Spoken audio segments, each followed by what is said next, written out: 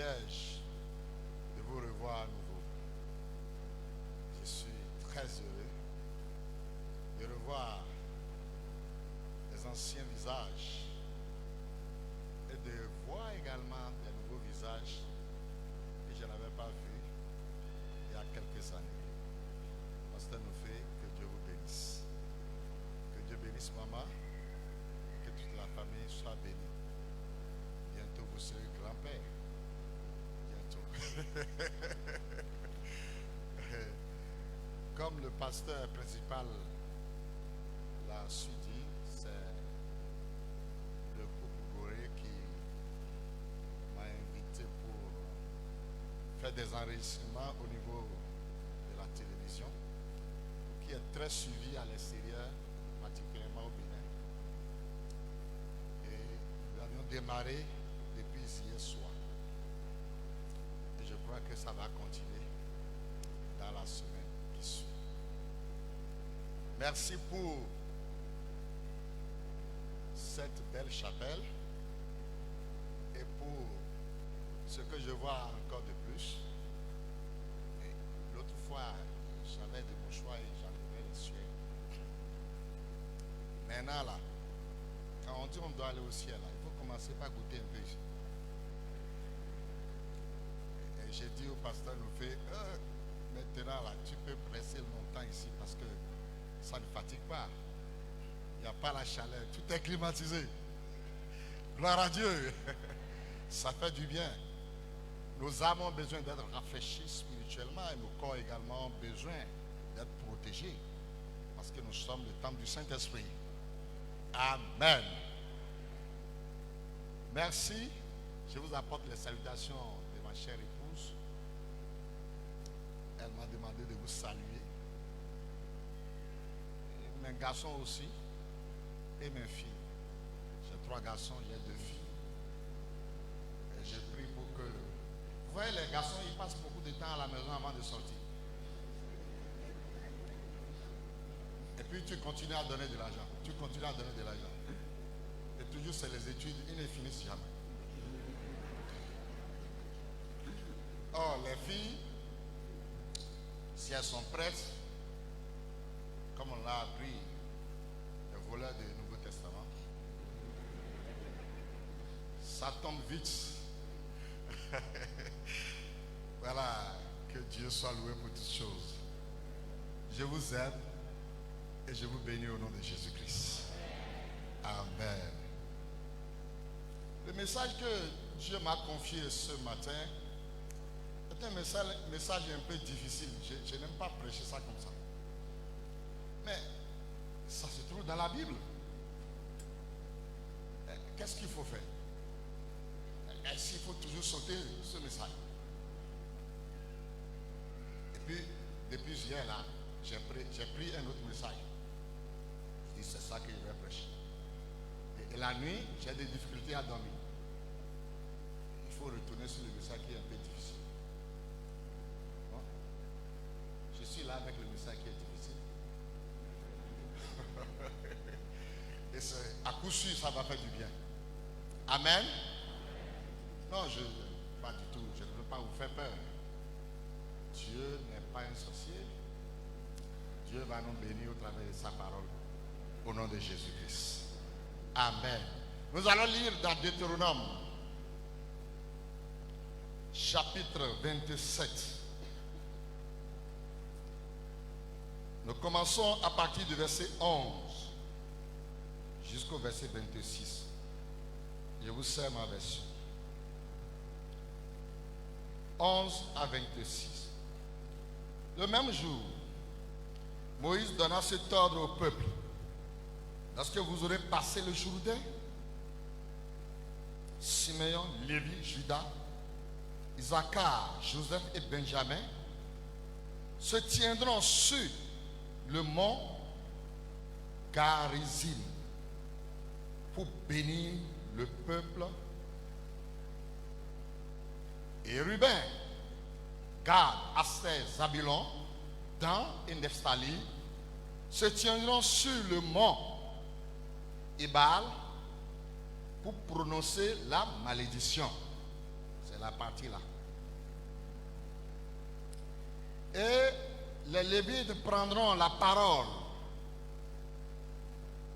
et diront d'une voix haute à tout Israël: maudit soit l'homme qui fait une image taillée ou une image en fonte, abomination de l'Éternel, œuvre des mains d'un artisan, et qui la place dans un lieu secret. Et tout le peuple répondra et dira Amen. C'est pas facile de dire Amen, hein? Maudit soit celui qui méprise son père et sa mère. Et tout le peuple dira Amen. Maudit soit celui qui déplace les bornes de son prochain. Et tout le peuple dira Amen. Maudit soit celui qui fait égarer un aveugle dans le chemin. Et tout le peuple dira Amen. Maudit soit celui qui porte atteinte aux droits de l'étranger, de l'orphelin et de la veuve. Et tout le peuple dira Amen. Maudit soit celui qui couche avec la femme de son père, car il soulève la couverture de son père. Et tout le peuple dira Amen. Maudit soit celui qui couche avec une bête quelconque. Et tout le peuple dira Amen. Verset 22. Maudit soit celui qui couche avec sa mère. Et tout le peuple dira Amen. Maudit soit celui qui couche avec sa belle-mère. Et tout le peuple dira Amen. Maudit soit celui qui frappe son prochain en secret. Et tout le peuple dira Amen. Maudit soit celui qui reçoit un présent pour répandre le sang de l'innocent. Et tout le peuple dira Amen. Enfin, maudit soit qui n'accomplit point les paroles de cette loi et qui ne les met point en pratique. Et tout le peuple dira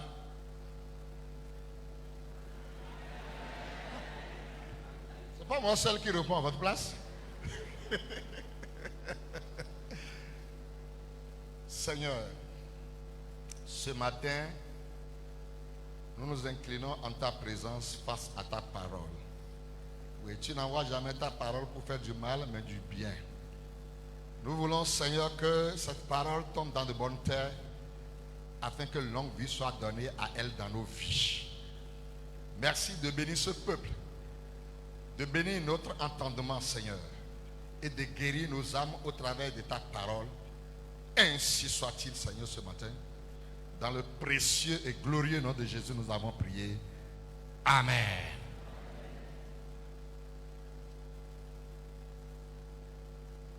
Je parlerai ce matin du code de conduite spirituelle. Le code de conduite spirituelle. Vous savez, on parle de code quand il s'agit de l'ensemble des règles ou des lois établies pour encadrer la vie communautaire ou autre. Il peut être établi par nos gouvernants, par une société, par une famille, par une nation, etc. Il y a plusieurs sortes de codes. Nous entendons surtout les politiciens parler de cela et nos nations également. Le code de la route et de circulation. Code des personnes et des biens. Code de la famille. Et code de la conduite. Face à ces différents codes, il y a des sanctions qui sont prévues par nos États. Des sanctions sont prévues pour décourager les personnes qui ne respecteront pas les codes en vigueur. Dieu n'est pas resté à l'écart des codes. Et le passage que nous venons de lire constitue le code de conduite du peuple d'Israël. Dieu avait donné assez de lois à Israël. Et Israël était le champion à piétiner la plupart de ces lois dans le désert. Et chaque fois que la loi de l'Éternel est piétinée, Dieu n'était pas du tout content par rapport à son peuple. Il tirait ses oreilles. Et le peuple qui entre en lui-même revient à la charge pour demander le pardon à l'Éternel. Même parfois devant certaines situations, ce peuple n'a pas hésité à saisir les cailloux, voulant briser la tête de Moïse, le conducteur spirituel.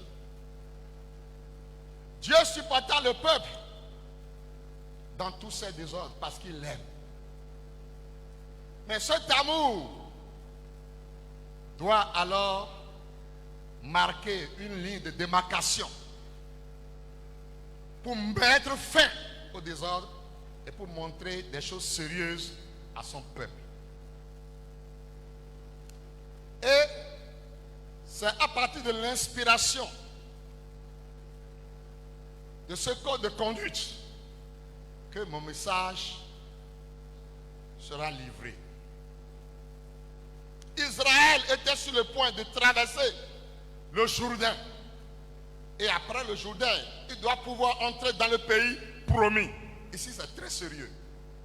Les circonstances dans lesquelles Dieu donne ce code sont très différentes des lois préétablies qu'il avait données dans le désert.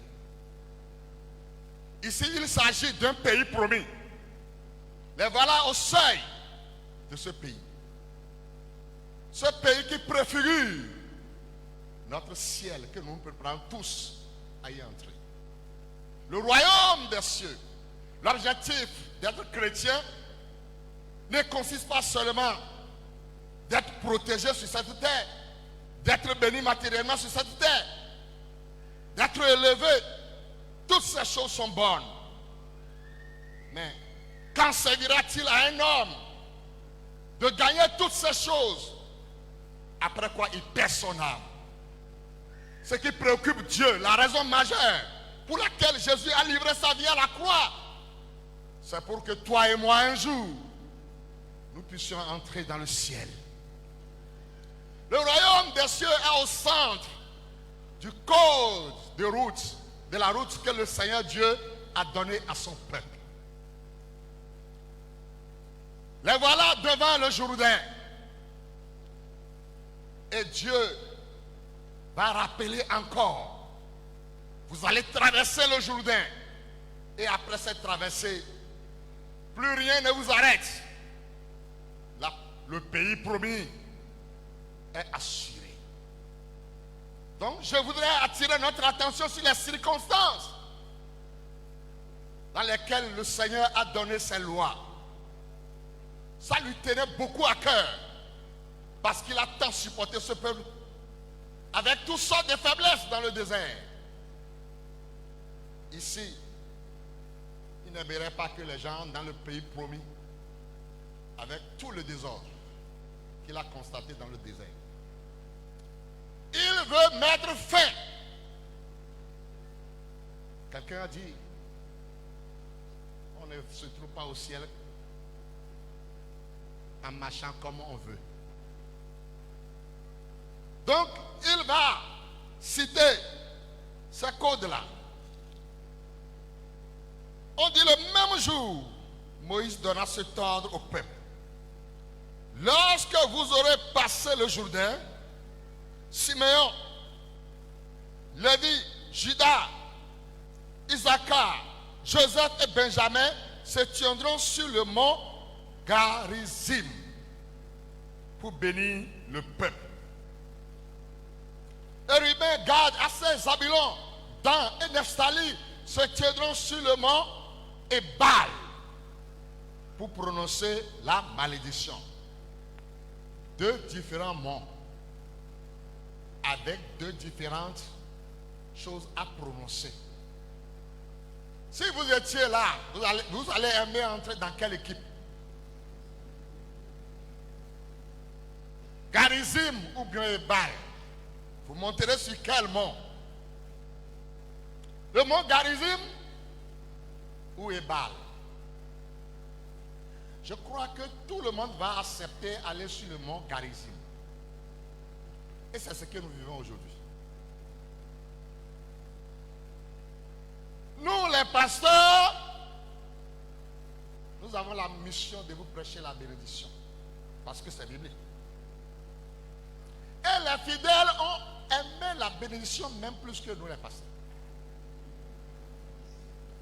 Et puis, ils veulent que le pasteur prononce ça tous les jours. Et si tu donnes de la sucrerie à ton enfant tous les jours, tu finiras par l'envoyer à l'hôpital. D'abord, les dents vont tomber avec les caries. Et puis, les diabètes vont suivre. C'est pourquoi parfois il y a aussi des tisanes très amères. En les buvant, ça fait du mal. Mais après les avoir consommés, ça fait du bien. Garizim. Qui n'aimerait pas prêcher Garizim? Moi, je l'ai prêché plusieurs fois. Et quand tu es en train de monter sur le mont Garizim, tout le peuple est content. Et tous les jours, le peuple de Dieu veut que vous montiez sur le mont Garizim. Parce que là, il y a l'élévation. Là, il y a la bénédiction. Là, quelqu'un se marie. Là-bas, quelqu'un est guéri. De l'autre côté, quelqu'un est en train de construire une maison. Et puis la voiture est tombée dans la main de l'autre là-bas. Toutes ces choses sont des bénédictions que nous émanent de l'Éternel. Et c'est une très bonne chose. Mais la Bible ne contient pas uniquement ce message. Il y a également le mont Ebal. Et d'abord, avant d'aller au mont Ebal, je nous invite tous à aller à Garizim ce matin. Personne ne répond avec. Ou bien vous avez peur d'aller à Garizim? Non, Dieu va vous bénir. Il faut dire, je reçois. Amen. C'est comme ça, nous on dit à Cotonou. À Cotonou, là-bas, quand le messager dit, l'Éternel Dieu va te bénir. Tu vois quelqu'un dans la foule, il se lève, dit, je reçois. Oui, c'est ça. La bénédiction est réellement biblique. Moi, je ne prêche pas la prospérité, non. Je ne suis pas dans ces choses-là. La prospérité, c'est un autre message. Mais je prêche la bénédiction. Nous adorons un Dieu de bénédiction. Quelqu'un peut dire Amen? Amen. S'il n'y a pas la bénédiction dans la Bible, Dieu n'allait pas choisir un certain homme pour aller à Garizim. Pourquoi Dieu commença par la bénédiction et il n'a pas commencé par le mont Ebal? Ce qui veut dire qu'il veut de bonnes choses pour ses enfants. Si vous êtes docile, vous allez manger les meilleurs fruits du pays.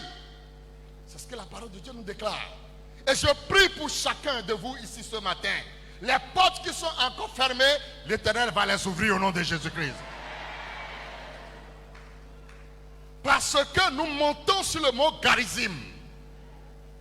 Alléluia. L'Éternel va nous conduire sur le mont Garizim. Et l'église de Chandelier d'or se retrouvera au sommet de ce mont. L'Éternel prendra soin de vos besoins. Il pourvoira à vos besoins. Il fera de vous la tête et non la queue. 1000 tomberont à votre gauche et 10 000 à votre droite. Vous serez debout. Vous ne serez pas atteints. Les démons vont s'incliner devant vous. Les sorciers vont s'incliner devant vous. C'est la parole de l'Éternel. Ce n'est pas par hasard. Il a démarré par Garizim. Parce qu'il aime le bien-être de ses enfants. Et avant la fin de cette année, tu te retrouveras sur ce sommet-là. L'Éternel te bénira. Ton aller et ton retour seront bénis.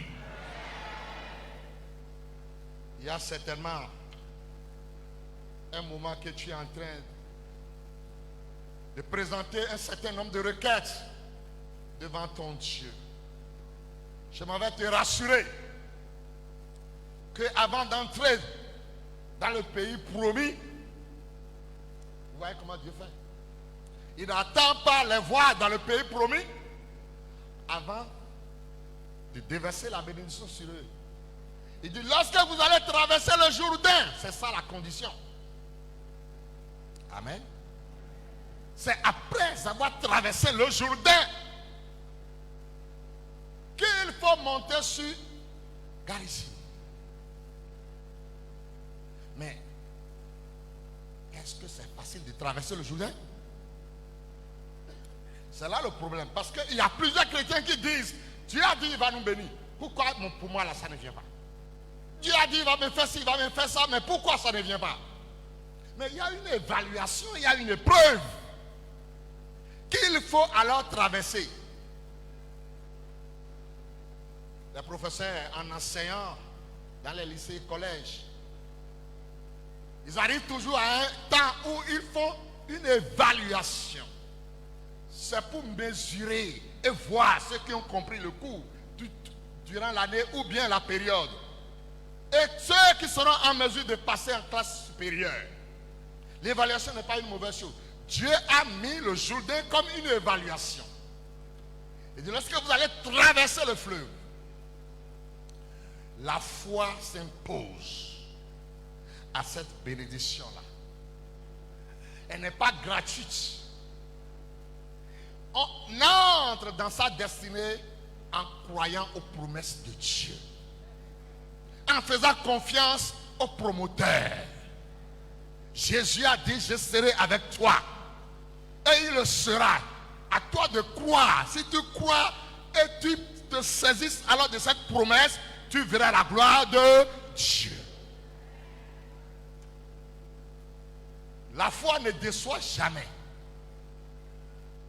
Je n'ai jamais vu quelqu'un qui croit et qui est déçu. La Bible déclare que tout est possible à celui qui croit.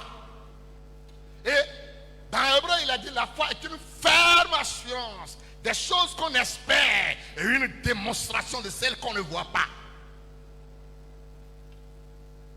Il ne faut pas voir avant de croire. On anticipe et on voit. C'est ça la foi. Et dans Hébreu 11, verset 6, il a dit, celui qui ne croit pas, il est comme un papier flottant à la surface des eaux. On ne peut rien recevoir de Dieu sans la foi. Et Dieu honore la foi.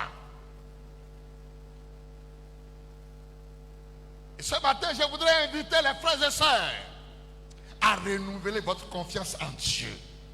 Dieu n'est pas un homme pour nous tromper. Ni le Fils de l'homme pour se repentir. Ce qu'il a dit, tôt ou tard, si tu crois, tu verras cela s'accomplir au nom de Jésus-Christ.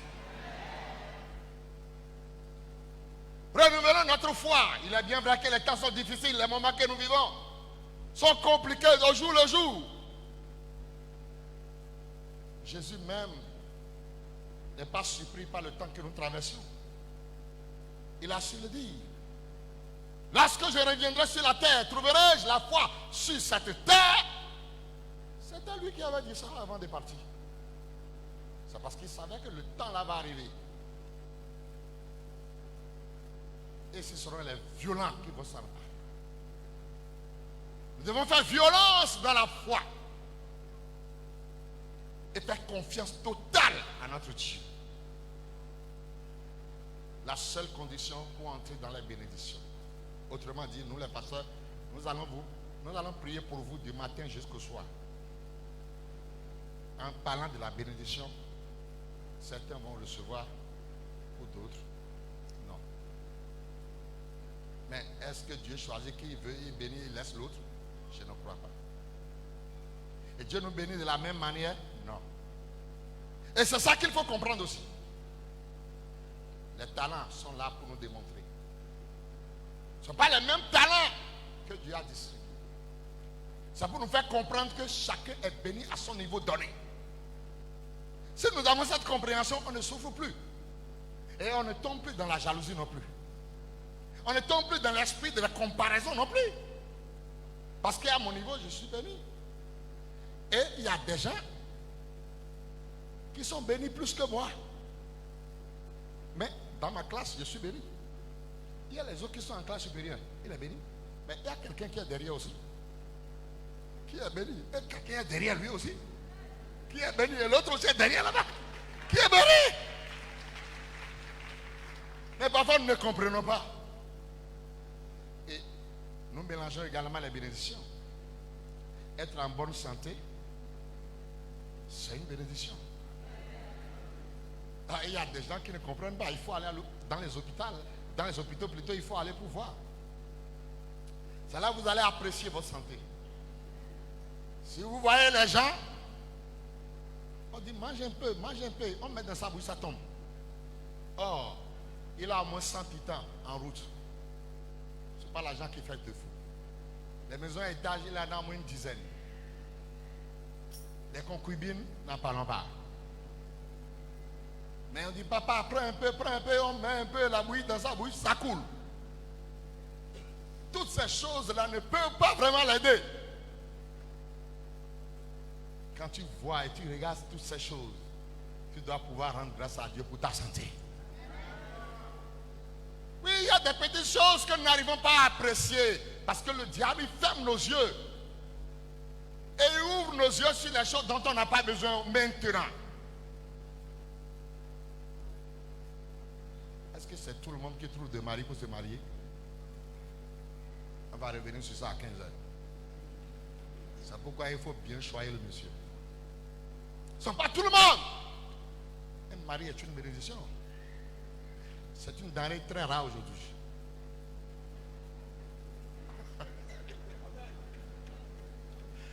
Les femmes ne seront pas contentes, mais c'est une réalité. En votre temps, quand vous vous mariez, ce n'était pas une denrée rare. Mais les temps seront difficiles. Nous sommes à ces temps-là et c'est devenu une denrée rare. La femme aussi est une bénédiction. Ce ne sont pas toutes les femmes qui se promènent qui sont des bénédictions.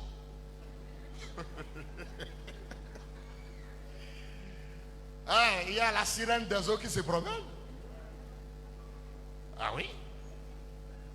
Les gens qui se sont mariés le matin et à midi, c'est la séparation lors de la réception. C'est Moïse. Maudit soit l'homme qui fait une image taillée ou une image en fonte. Abomination de l'Éternel, œuvre des mains d'un artisan, et qui la place dans un lieu secret. Et tout le peuple répondra et dira Amen. Vous savez qu'il y a beaucoup qui se convertissent à Christ, mais qui n'abandonnent pas les idoles. Peut-être ici en Côte d'Ivoire, c'est différent.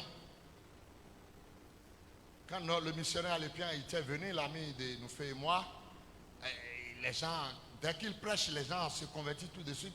Il les plonge immédiatement dans les eaux du baptême.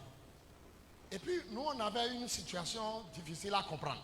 Et moi, j'ai dit, mais comment il faut attendre qu'on puisse vraiment prêcher un peu, vérifier un peu si les gens ont abandonné les idoles. Mais il dit, non, chez nous en France, je comprends. Chez eux en France, oui, c'est oui, non, c'est non. Mais en Afrique, là, on met un pied devant et l'autre est là. Ouais, moi, je me rappelle quand je m'étais converti à Christ, là. J'ai brûlé tous les fétiches, mais j'avais gardé un. Oui. Parce qu'il y a une voix qui disait dans mon cœur. C'est tout à l'heure que tu as démarré, hein. Tu ne connais pas le devant, hein? Donc si tu jettes tout, tu es en l'air, ils vont te tuer. Et puis j'ai jeté tout. Il y avait un là, ils ont pris mon sang pour faire ça. Il dit que c'est ma vie. Et j'ai dit, moi je garde ça d'abord. Parce que le diable m'a dit, si tu jettes ça, tu t'es jeté toi-même. Parce que ton sang est dedans. Donc il faut garder. J'ai gardé. Et si on m'avait baptisé là, c'était avec lui, on m'avait baptisé. Je l'avais avec moi, je l'ai gardé. Un jour, le prédicateur, il est venu. Et il se met à prêcher. Il dit, écoutez, ceux qui continuent de garder les idoles, vous croyez que Dieu n'est pas capable de vous garder, de vous protéger? Abandonnez, il n'y a pas de meilleure idole. Il y a d'autres qui croient qu'il faut jeter d'autres et garder d'autres. Je dis,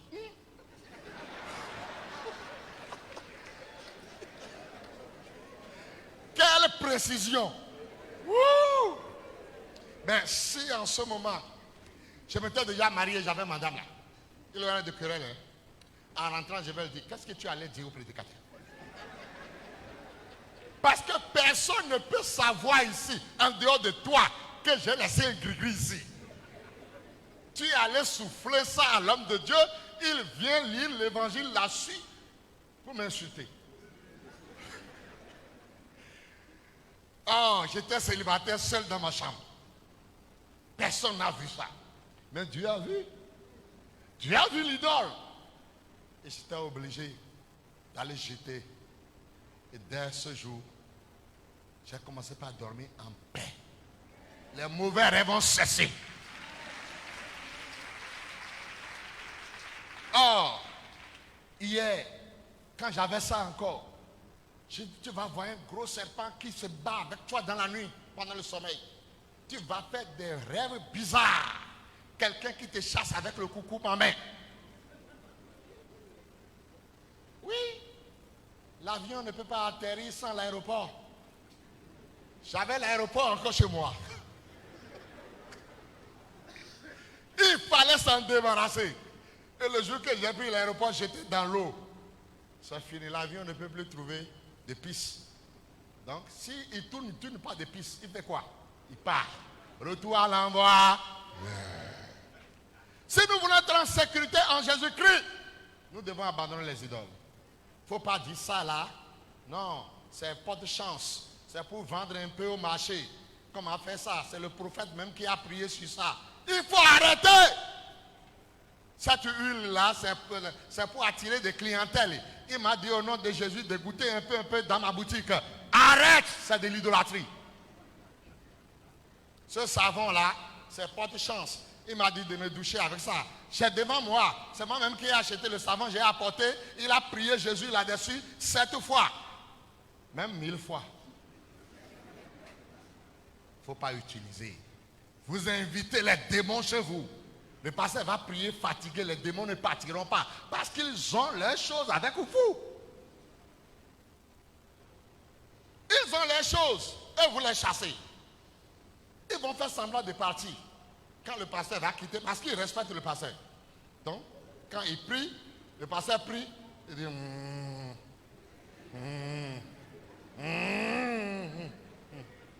d'accord, je pars. Fait semblant de partir. Il guette, il voit que le pasteur est parti. Il dit d'accord.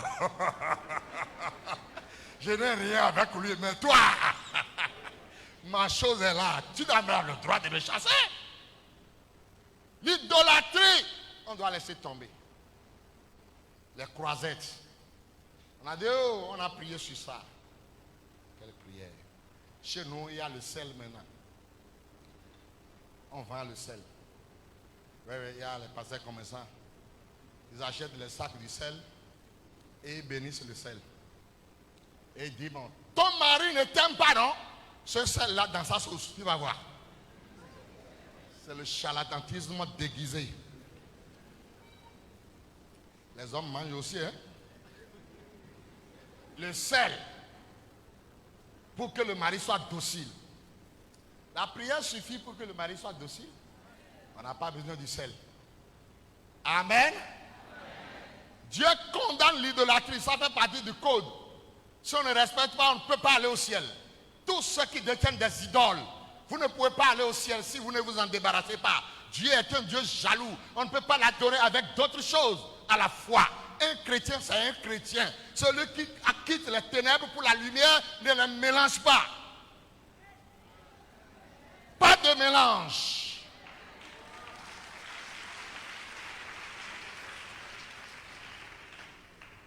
Un témoignage que j'ai entendu à la radio avant de venir. Un prophète voulait inviter les gens. Les gens sont allés là-bas. Il a prié sur les mouchoirs. C'est lui-même. Et il vendait ses mouchoirs.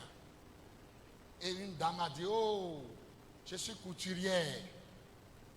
Et puis, j'ai perdu toutes mes clients. Et depuis que j'ai acheté le mouchoir, je l'ai attaché dans ma chambre. J'avais déjà fermé mon atelier, je suis à la maison en train de travailler. Mais quand je l'ai attaché au salon, la même nuit, la clientèle s'est déchaînée. Et tout le monde m'appelle. Voilà, c'est Jésus qui agit comme ça. Non, attendez, c'est Jésus qui agit comme ça? Jésus n'est pas un magicien, hein? Et tout le monde m'appelle. Et je gagne beaucoup d'argent maintenant, mais l'argent fait quoi? Satan ne donne pas l'autre main, il ne prend pas de l'autre côté. Donc, c'est horrible. On doit abandonner ces choses. Vous avez la lecture avec vous. À cause du temps, je ne vais pas parcourir toutes les lois qui sont ici. J'irai sur encore une et je vais clôturer. Vous allez lire le reste à la maison. C'est dans votre Bible. Ce n'est pas moi qui ai amené ça du Bénin.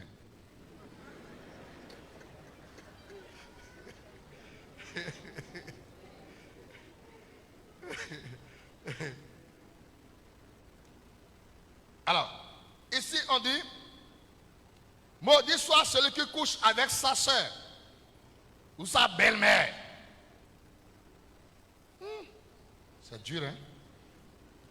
Et tout le peuple dira Amen. Mes frères, s'il y a une chose qui va fermer hermétiquement les portes du ciel pour nous aujourd'hui là, c'est le sexe. Les réseaux sociaux en distribuent gratuitement. Et les célibataires se souillent au jour le jour. Il y a un esprit derrière des images pornographiques. Il y a beaucoup de foyers qui sont cassés à cause de ces images. Et puis il y a des gens, des chrétiens qui aiment regarder ça. Le code qui nous conduit au ciel interdit des choses comme ça. Ceux qui montent ce scénario ne sont pas des chrétiens. Donc il y a un esprit sur eux. Et la reine de la mer, Mabiwata, est en contact avec eux. Il entre en eux. Et il montre ces images du poison. Aujourd'hui, vous prenez votre téléphone qui est dans votre main. C'est pourquoi je demande aux gens de venir toujours à l'église avec leur Bible et non avec leur téléphone. Le téléphone ne remplace pas la Bible. Parce que quand on donne le passage, vous voulez lire, vous cliquez, vous trouvez un message, vous êtes tenté, allez voir de quoi il est question d'abord. Le passage est en train de lire, vous êtes ailleurs. Vous êtes dans l'église assis, le Satan vous tient. C'est pourquoi il faut venir avec la Bible. Quelqu'un peut dire Amen? Alors, ces démons possèdent ces gens-là qui montent ces clics. Et quand vous vous mettez à regarder, ces esprits vous pénètrent. Et votre seule femme ne vous suffira plus. Je vous assure. Je parle des choses que j'ai connues dans le ministère. Des confessions terribles, des prières de combat. Quand cet esprit entre en vous, vous devenez un prostitué gradé. Votre femme ne vous suffit plus. Et vous allez rater le ciel. Ça c'est clair. Nous sommes à Ebal. Quelqu'un peut dire Amen? La nivaquine, la chloroquine, ça fait du bien. C'est amer maintenant. C'est pourquoi les amens ont diminué. On ne doit pas regarder ces choses. Il y a les serpents dedans. Et la jeunesse aime ça. Est-ce qu'il y a des jeunes ici?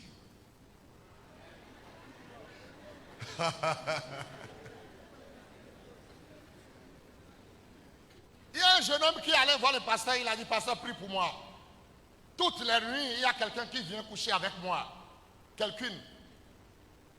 Le pasteur a dit, mais est-ce que tu ne pries pas avant de te coucher? Il dit, je prie toujours. Mais chaque fois que je finis de prier, je suis en train de dormir, la dame vient toujours. Il faut le dire, sang de Jésus. Je dis, sang de Jésus, elle vient toujours. Okay. Le pasteur a dit, non, je vais te visiter et prier un peu dans la chambre.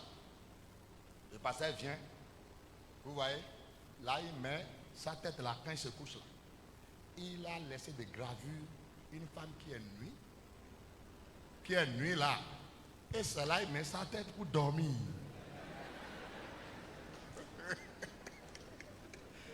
Tu peux dire au sang de Jésus comment la dame là va venir. Parce qu'elle ne quitte même pas loin. Elle est là. Elle est nue. Un jeune célibataire qui regarde des seins nus, le sexe nu, et il se couche là, il va voir quoi? Quel ange du Seigneur qui va se révéler à lui?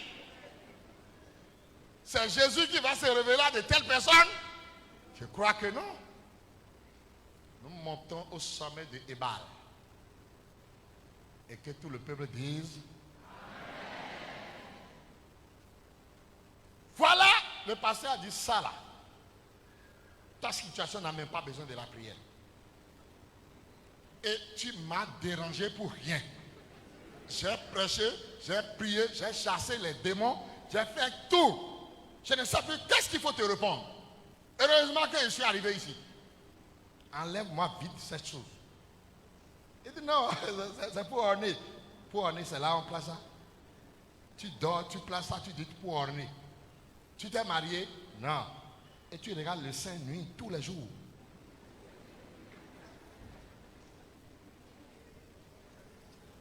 Il arrache, il jette et il dort tranquillement.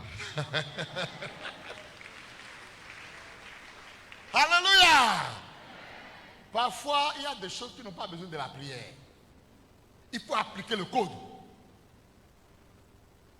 Il n'y a pas de mélange avec le Seigneur. Il y a des choses qui n'ont pas besoin de jeûne de 7 jours, ni 41 jours. 101 jours pour certains. Je ne sais pas si c'est pour mourir encore à la croix pour nous. On n'a même pas besoin de cette prière-là. Dieu nous dit de prier sans cesse, c'est vrai. Mais on décrète pour quelque chose, un parfum fabriqué qui est dans la chambre que tu dois jeter pour avoir la paix, on fait 41 jours. Et ce qu'on a là, c'est ça qui continue. Le cesse. On doit seulement se contenter de sa femme seule. Et se contenter de son mari seul. Est-ce qu'il y a Amen? Amen. Les impudiques n'iront pas au ciel. Les adultères n'iront pas au ciel. Personne ne répond Amen. Ce n'est pas moi qui le dis là, c'est dans votre Bible. C'est le code. Hein? On a déjà traversé le Jourdain. Hein? Mais on va entrer dans le pays promis avec adultère comme galon. Ça ne peut pas marcher. Mais ce n'est pas encore tard si vous avez fait adultère. Il faut maintenant s'arrêter. Il faut arrêter. Ce que vous avez fait hier là, Dieu va vous pardonner. Mais il ne faut plus faire de nouvelles adultères. Arrêtez maintenant. Est-ce qu'il y a des gens qui peuvent se frapper la poitrine pour dire depuis leur mariage avec leur épouse qu'ils sont restés fidèles à leur épouse? Alléluia.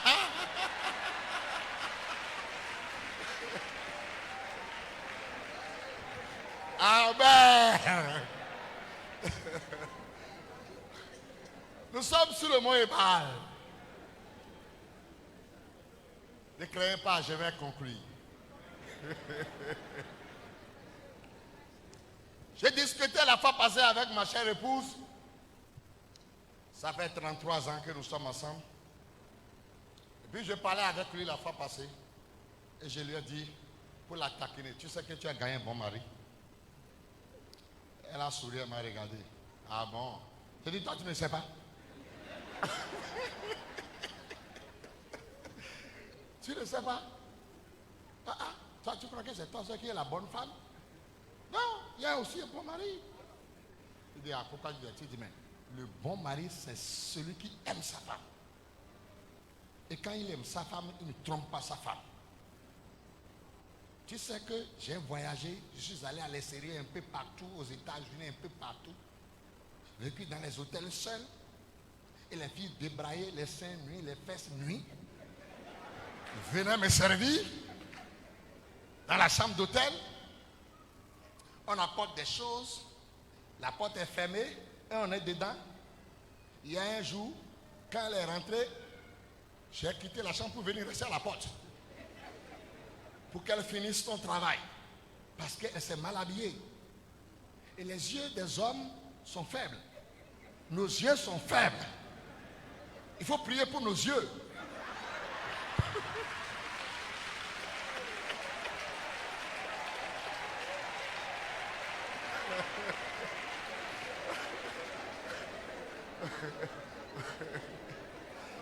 Alléluia. Et je dis à ma femme, tu sais que dans tout ça là, je n'ai jamais, dans ma vie,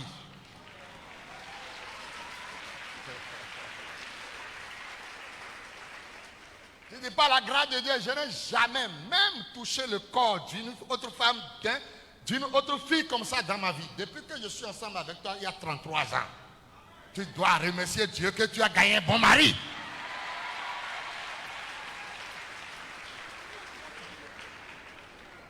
Alléluia.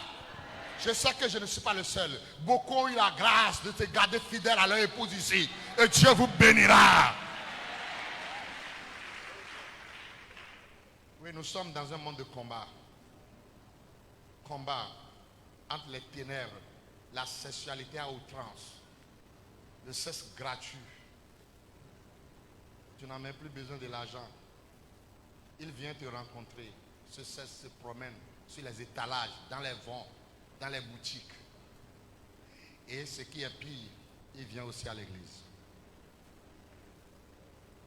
Il vient à l'église. Il se fait chrétien aussi. C'est ce qui est dangereux. Quand le sexe vient à l'église pour se faire chrétien, il faut le discernement. Je sais qu'il n'en a pas ici.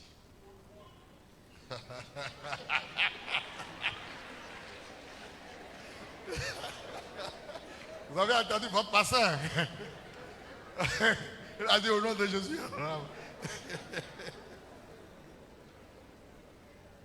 La Bible dit, recherchez la paix avec tous et la sanctification, sans laquelle personne ne verra le Seigneur. Nous devons discipliner notre corps. Alléluia. Oui, nous devons discipliner notre corps, discipliner nos yeux, discipliner notre façon de vivre et discipliner notre habillement. Surtout, je m'adresse aux mamans, je m'adresse à nos jeunes sœurs. Vous devez discipliner votre habillement. Il y a des parties sur vous qui ne doivent pas être nues parce que nos yeux sont faibles. Sauvez-nous.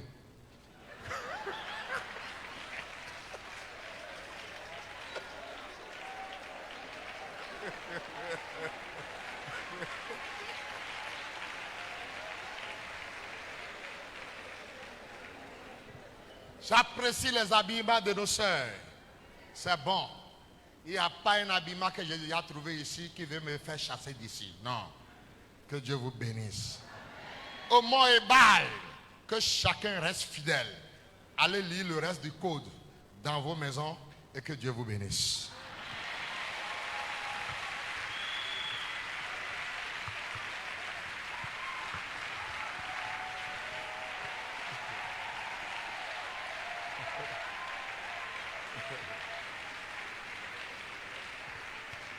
Nous prions le Seigneur.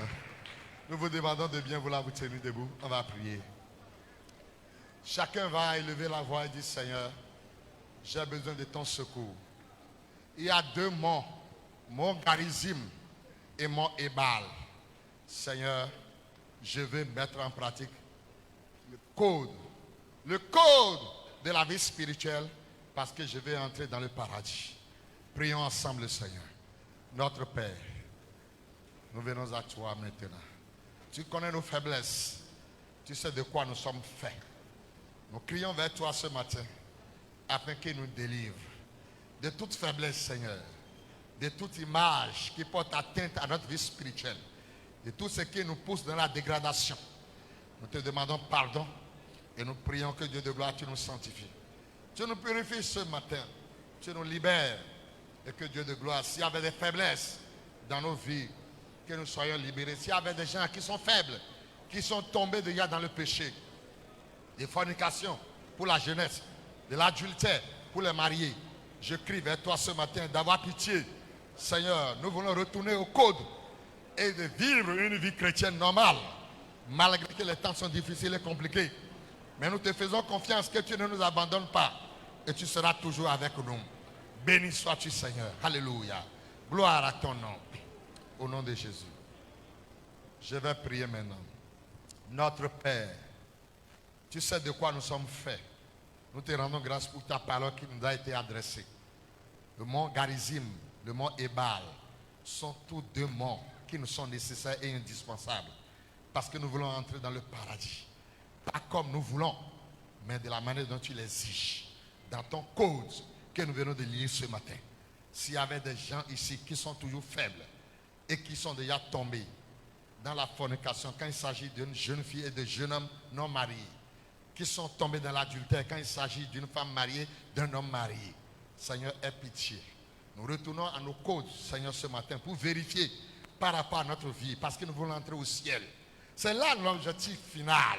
Nous ne voulons pas te servir et être perdus. Non, nous voulons aller au ciel.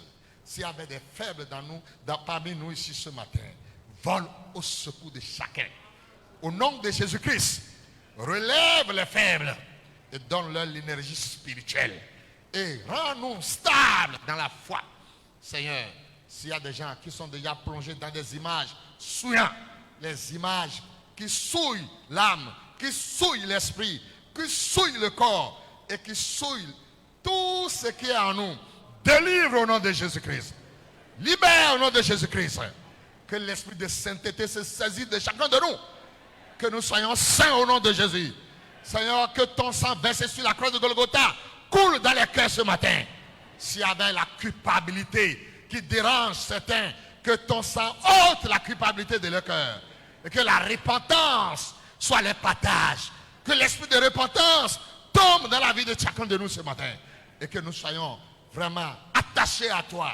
Parce qu'après la traversée du Jourdain, nous devons monter dans le pays promis. Là où coule le miel et le lait. Oui, personne ne doit rater ce ciel pour lequel tu as tant souffert en donnant ta vie à la croix pour nous. Seigneur, réoriente notre compréhension chrétienne sur le ciel. Que notre vie, notre préoccupation de chaque jour soit centralisée sur le ciel. Seigneur, délivre-nous et bénis ta parole dans nos cœurs. Au nom de Jésus, j'ai ainsi prié. Amen.